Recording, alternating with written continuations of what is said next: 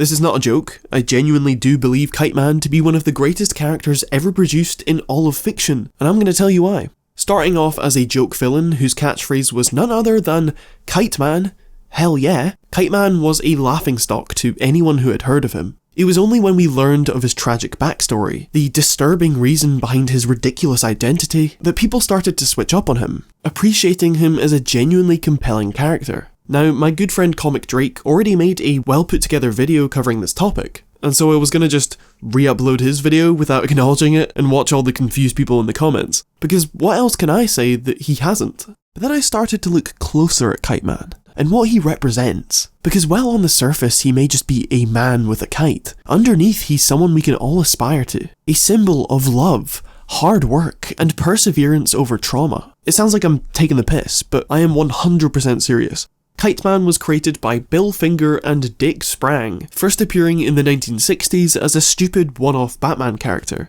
Crimes of the Kite Man saw the infamous villain take flight for the first time, using his kite powers to steal a priceless ruby from a penthouse. To assist him in this heist, he deploys a special box-shaped kite filled with gas, which he uses to bomb the residents of the penthouse. Batman and Robin confront him, but even the trusty bat rope is no match for Kite Man, and he escapes over the horizon. It's now time for his next plan of action, to tie Batman to a massive kite. Unfortunately, his master plan does not come to fruition, as Batman uses his own tricks against him and he's sent to prison. Immediately after his first appearance, Kite Man faded into the realm of obscurity and wasn't featured in a comic for almost 20 years. It was only in Batman issue 315, when, one fateful afternoon, some unsuspecting civilians looked up in the sky to see an army of kites slowly approaching, drifting like dark omens of what's to come. That's right, Kite Man is back.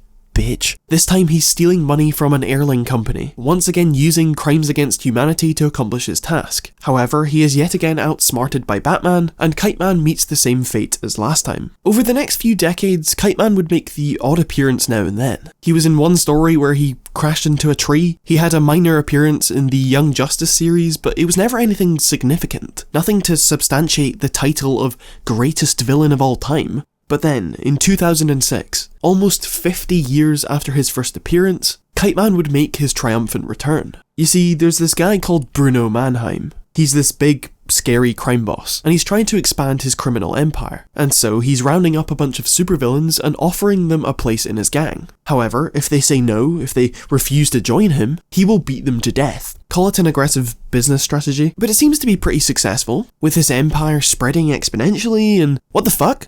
No! Turns out Kite Man had refused to join Mannheim and was promptly beaten to death off-screen. That's his legacy, an unceremonious, unreasonable death, without any cause to justify it. Taken from the world before we could even begin to explore who he was, or what made him do the things he did. Obviously, this is not his final appearance. This is merely the tip of the iceberg, but there's already a lot we can do with this. It's clear that Kite Man's biggest strength is his persistence, his drive to get what he wants. He gets thrown in jail. Next thing you know, he's back out on the street trying to do the exact same thing. His relentlessness is an excellent trait for a villain to have, and it's very upsetting because if he applied himself to a more positive, productive goal, he'd be unstoppable. He could cure deadly diseases, he could put humans on Mars. There's also his willingness to improve. If Kite Man started off as this incredibly flawless antagonist, that wouldn't be compelling at all. Instead, we get to see him build his skills from the ground up, learning from each of his failures. In his first heist, he relies too much on other people. He leaves his associates in charge of guarding Batman, and it's for that reason that Batman escapes. Thus, in his second heist, he gasses his henchmen the moment they stop being useful, and puts sole responsibility for the operation on himself. He's constantly making improvements to his equipment. When confronting Batman for the second time, he pulls out a gun and tries to kill him. Sure, it doesn't work, but he lasts a lot longer than the last time.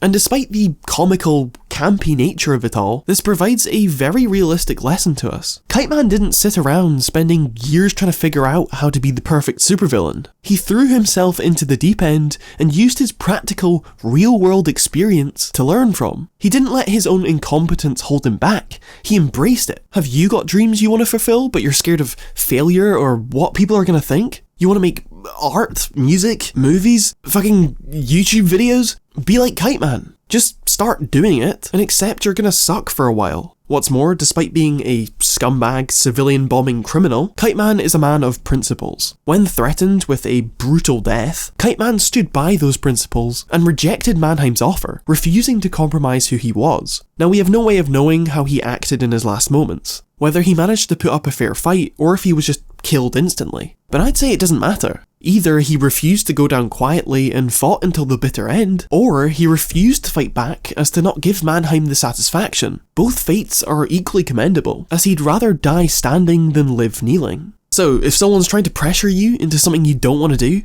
choose death over anything.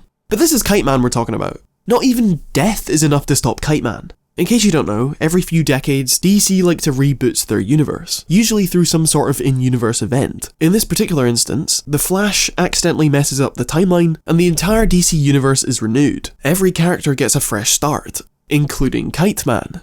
And so DC comes out with this emotional masterpiece called The Ballad of Kite Man, written by Tom King and illustrated by Clay Mann, fleshing out the character's origin story and giving him a lot more emotional depth. Not only elaborating on the tragic circumstances which turned him into Kite Man, but giving him a powerful meaning behind his catchphrase. Charles Brown is a former henchman of the Joker, who only really got involved with the crime business to support his son. He's a bit of a lousy father, but he makes up for it by buying him a kite for his birthday. When Charles asks his son if he likes his new present, his son responds with, "Hell yeah." But Charles explains that you shouldn't say words like that, because if you say the word hell, then you might go to hell. Charles's peaceful family life is interrupted when the Joker and the Riddler have this huge war against each other. Batman is looking for a way to stop them, and so he captures Charles, using his connection to the Joker to set up a meeting with him. That way, Batman can ambush the Joker and end the war. Charles agrees to follow Batman's plan and sets up a meeting to double-cross the Joker. However, the Riddler finds out about said meeting, captures Charles, and threatens his family. So, Charles triple-crosses Joker